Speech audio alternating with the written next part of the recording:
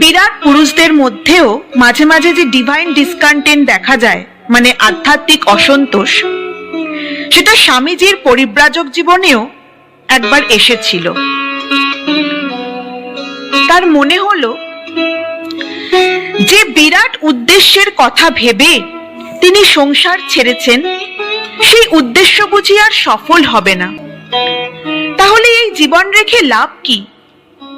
অনাহার ও তপস্যায় তিনি দেহত্যাগ করবেন, এই রকম চিন্তা করতে করতে একদিন পায়ে হেঁটে চলেছেন অরণ্য পথ। তাই সারাদিন এক মুঠো ভিক্ষেও জুটল না। সন্ধ্যার সময় ক্লান্ত হয়ে তিনি সেই বনের মধ্যেই একটা গাছের নিচে গিয়ে শুয়ে পড়লেন। একটু পরে দেখলেন একটা বাঘ তার দিকে এগিয়ে আসছে। স্বামীজি একটুও বিচলিত হলেন না। ভাবলেন, ভালোই হয়েছে, আমিও ক্ষুধার্ত, বাঘও ক্ষুধার্ত। আমার দ্বারা তো জগতের কোনো কল্যাণ হওয়ার সম্ভাবনা দেখছি না। কাজেই আমার শরীরটার সাহায্যে অন্তত এই পশুটার যদি খিদে মিটে যায়, তাহলেই বা মন্দ কি? এই ভেবে তিনি শান্তভাবে শুয়ে রইলেন, যাতে বাঘটা তার উপর ঝাঁপিয়ে পড়ে। বাঘটা কিন্তু তাকে দেখেও ঝাঁপিয়ে পড়ল না। হঠাৎ মুখ ঘুরিয়ে জঙ্গলে অদৃশ্য হয়ে গেল। স্বামীজি তখনও ভাবতে লাগলেন, হয়তো সে ফিরবে। সারা রাত ওই গাছের নিচে শুয়ে স্বামীজি অপেক্ষা করলেন, কিন্তু বাঘ আর ফিরে এলো না।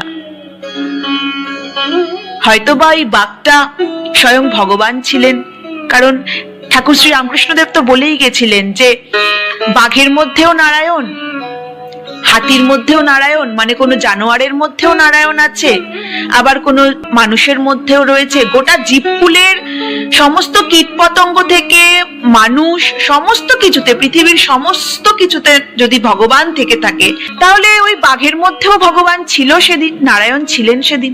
হয়তো বা স্বামীজিকে পরীক্ষা করতে এসেছিল, হয়তো স্বামীজির সাহস কতটা সেটা পরীক্ষা করতে এসেছিলেন। তো ভগবান এসেছেন ভগবানকে পরীক্ষা করতে, স্বাভাবিক ব্যাপার, পরীক্ষায় তো সফলতা আসবেই। এনাকে বাঘ খেয়ে ফেলবে, এনাকে যদি বাঘ খেয়ে ফেলতো তো আমরা এই মহাপুরুষ, এই বাঘ রূপী এই মহাপুরুষকে কি করে দেখতাম? তার এত কথা, তার এত বাণীতে আমরা মুগ্ধ হতাম কি করে?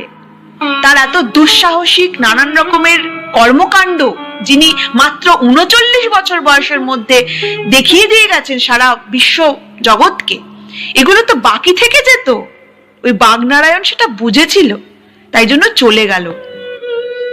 তবে কি জানো তো, মানে উনিও তো হতে পারে যে মহাপুরুষ, একটা অনন্ত শক্তির একটা আধার হতে পারে, কিন্তু তবুও তো রক্ত মাংসের একটি মানুষ।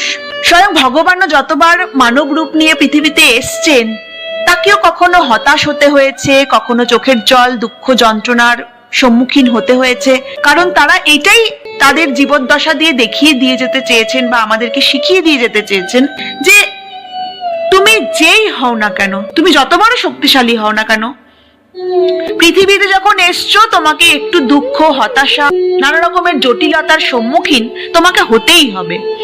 জটিলতা ছাড়া, হতাশা ছাড়া কোনো কাজে সফলতা পাওয়া যায় না।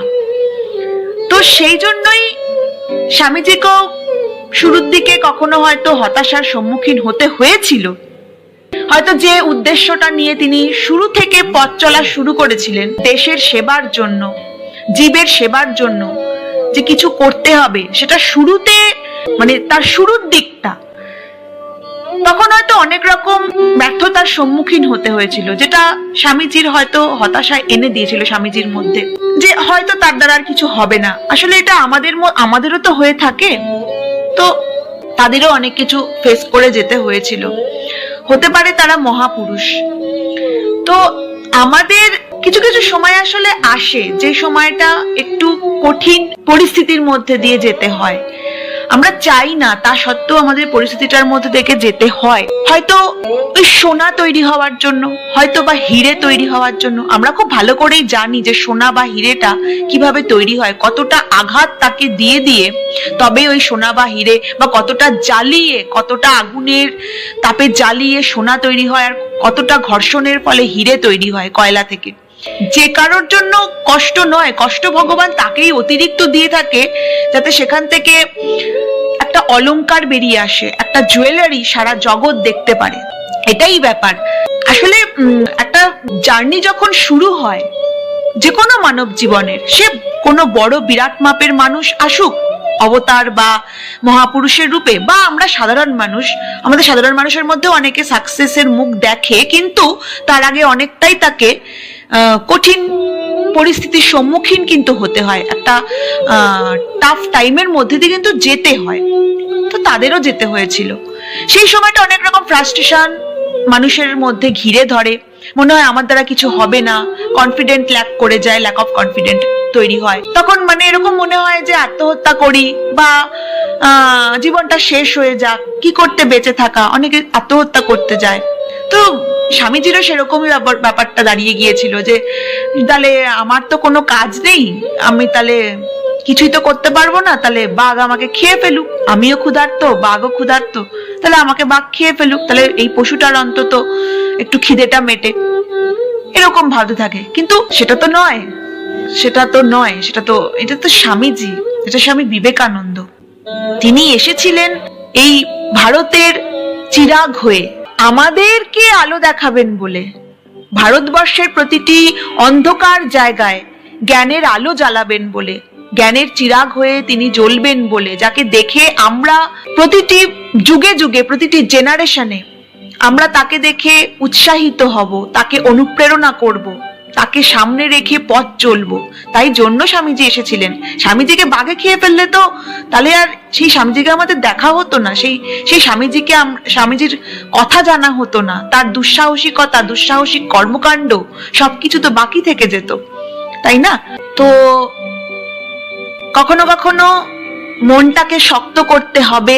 হয়তো অনেক সময় অনেক হতাশা আমাদের সামনে আসে, সেগুলোকে একটু সেই সময় হাত মুঠো করে একটু শক্ত হয়ে আমাদের নিজেদের মধ্যে থাকতে হবে, ভগবানের কাছে প্রার্থনা করতে হবে, ভগবান আমাকে শক্তি দাও যেন আমি এই কঠিন সময়টা তাড়াতাড়ি পার হয়ে যেতে পারি।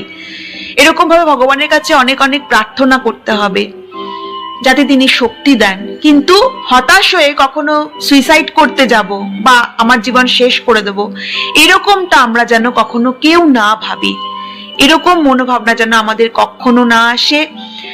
স্বামীজি আমাদের পথপ্রদর্শক, স্বামীজি আমাদের অনুপ্রেরণা, আমাদের ইন্সপিরেশন, আমাদের সাহস, আমাদের উৎসাহ, আমাদের সবকিছু। তাকে সামনে রেখে এগিয়ে চলবো। হ্যাঁ, তার মধ্যেও একটা সময় এই ডিভাইন ডিসকন্টেন্ট বা আধ্যাত্মিক অসন্তোষ এসেছিল, কিন্তু তার পরের ধাপটা সে তো তার চরম সফলতা দেখিয়ে দিয়ে গেছে। অনেক হতাশা এসেছিল, অনেক মান সম্মান, মানে অনেক মান অপমান তাকে সহ্য করতে হয়েছিল, অনেক না পাওয়া তার মধ্যে ছিল, অনেক অপ্রাপ্তি ছিল। আজকে তাকে আমরা পুজো করি ঠিকই, কিন্তু সেদিন অনেক অপ্রাপ্তি ছিল যখন তার কর্মকাণ্ডগুলো চলছিল। তা আমাদের সেইগুলোকে মনে রাখতে হবে, সেগুলোকে মনে রেখে আমাদের শরীরের ভেতরের আগুনটাকে জ্বালিয়ে রাখতে হবে, সে যেন কখনো বুঝে না যায়। এটা আমাদের সবসময় মাথায় রাখতে হবে। আর সাহসকে নিয়ে, মনের মধ্যে একটা সাহস নিয়ে এগিয়ে চলতে হবে।